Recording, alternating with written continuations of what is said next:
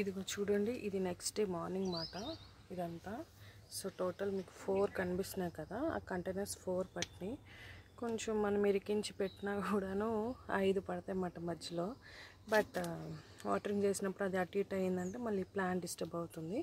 So ఒక cotton బాట్లో ఒక కంటైనర్లో మనం 4 డిఫరెంట్ ప్లాంట్స్ అనేవి పెంచుకోవచ్చు. ఇక్కడ చూసారా లీవ్స్ ఎలాగా ఆ వాటర్కి టచ్ అవుదామని చూసినాయో. అండ్ ఇక్కడ కూడా ఒక చిన్నది ప్లాంట్ ఉంది. ఇందులో కూడా కొన్ని చిన్న చిన్నవి పెట్టానమాట. అవి కూడా మంచిగా వితిన్ 2 to 3 డేస్లో మంచిగా ప్లాంట్స్ కూడా వస్తాయి.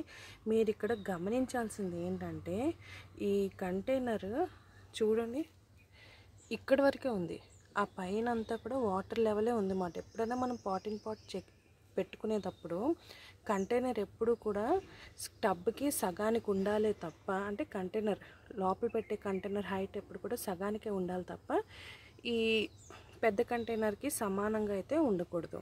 సో వాటర్ లెవెల్ ఎంత బాగా అయితే పైకి ఉంటుందో దాన్ని పోటీగా ఈ ఆకులు కానీ ఈ ఫ్లవర్స్ కానీ చక్కగా ఎదుగుతాయి అన్నమాట.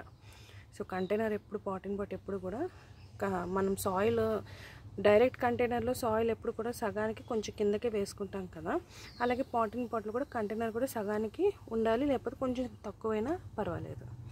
కానీ ఇక్కడ ఏంటంటే కంటైనర్ సైజ్ బట్టే మనకి ఫ్లవరింగ్ సైజ్ అనేది వస్తుంది, దాని యొక్క గ్రోత్ కూడా అలాగే ఉంటుందన్నమాట.